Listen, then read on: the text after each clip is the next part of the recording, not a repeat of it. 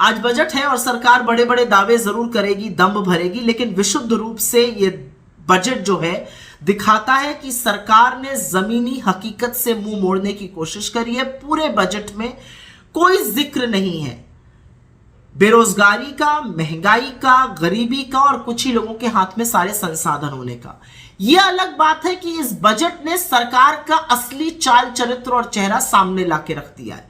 जब बजट प्रस्तुत होता है अगले साल के लिए, तो इस वित्तीय वर्ष का जो असल में खर्च हुआ है, अनुमानित एक होता है और जो असल में खर्च हुआ है उसके बारे में भी असलियत बयां करता है। मोदी सरकार ने कृषि पर, प्रधानमंत्री किसान सम्मान निधि पर, शिक्षा पर, स्वास्थ्य पर, आदिवासियों पर, दलितों पर, मनरेगा पर लगातार पैसे में कटौती करी है। कृषि के लिए कहा था 83,000 करोड़ से ज्यादा खर्चा करेंगे, खर्चा किया मात्र 76,000 करोड़। पीएम किसान सम्मान निधि 68,000 करोड़ खर्चा करने थे, खर्चा किया मात्र 60,000 करोड़। यही नहीं, वित्त मंत्री कहती है 11 करोड़ किसानों को इसका फायदा मिल रहा है, 11वां इंस्टॉलमेंट आया है और मात्र 3 करोड़ 80 लाख किसानों को इसका फायदा मिल रहा है। शिक्षा पर बड़ा दम्भ भरा गया था इस साल, 1,04,000 करोड़ रुपए खर्चा होंगे, खर्चा असल में हुए 99,000 करोड़ रुपए। स्वास्थ्य पर 86,606 रुपए करोड़ रुपए खर्चा करने थे, खर्चा किए मात्र 77,351 करोड़। यही नहीं, आदिवासियों के डेवलपमेंट के लिए 4,111 करोड़ रुपए आवंटित किए गए थे, खर्चा कितने किए गए? 3,800 करोड़ रुपए। दलितों के लिए आवंटित किए गए थे 8,710 करोड़ रुपए और खर्चा कितने किए गए? 7,722 करोड़ रुपए। मनरेगा पर, जो कि एक अकेली, जिसको कहते हैं संजीवनी था ग्रामीण इलाकों में, सरकार ने 73,000 करोड़ रुपए रखे थे, खर्च करीब 90,000 करोड़ करने पड़े। लेकिन इस साल फिर से मनरेगा का बजट काटकर 60,000 करोड़ रुपए खर्च कर दिया गया है। तो इस सरकार की क्या प्राथमिकता है, यह सिर्फ सरकार ही समझा सकती है। लेकिन शिक्षा पर, स्वास्थ्य पर, ऐसी चीजों पे खर्चा कैसे नहीं किया जा सकता है। एक बहुत बड़ी बात बताई जा रही है कि टैक्स में बड़ी उपलब्धि हुई, मिडिल क्लास को बड़ा टैक्स मिलेगा। मिडिल क्लास को जो टैक्स देने की बात है वो 35,000 करोड़ का नुकसान होगा सरकार को, लेकिन सरकार जो नए लोग टैक्स में आएंगे उससे 30,000 करोड़ रुपए कमा लेगी। तो इस हाथ से देगी और इस हाथ से लेगी। वस्तुतः टैक्स का फायदा जो बहुत खरबपति लोग हैं उन्हीं को होगा, सुपर रिच को, क्योंकि वोट स्लैब काफी कम किया गया है। भारत जोड़ो यात्रा का असर तो दिखा इस बजट में। वित्त मंत्री ने बोलना ही शुरू किया कि सबको ग्रोथ का अंश मिलना चाहिए। ये वो कह रही हैं जिनकी आंख और कान के नीचे 1% आबादी 40% संसाधन और वेल्थ पर बैठी हुई है। फिर कहा गया 80 करोड़ लोगों को 1 साल और मिलेगा मुफ्त का अनाज।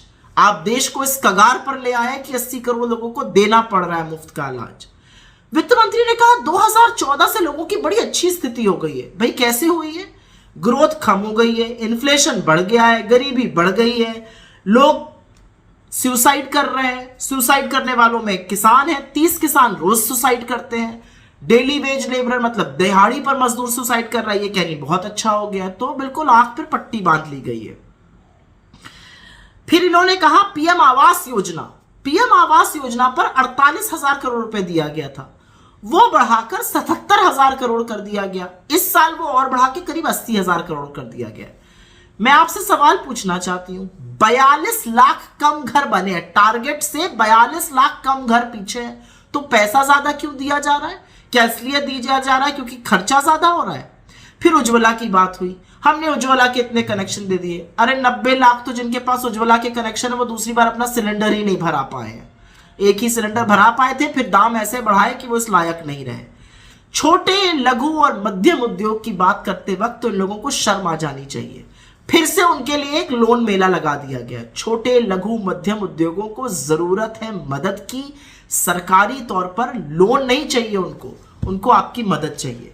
तो बहुत सारी ऐसी चीजें हैं इस बजट में जो गड़बड़ है। ग्रामीण क्षेत्र के विकास के लिए पैसा काट दिया गया है, और यही नहीं, महिलाओं के लिए, क्योंकि बड़ा दम्भ भरती हैं कुछ महिलाएं इस सरकार में, महिलाओं का पैसा भी काटा गया है।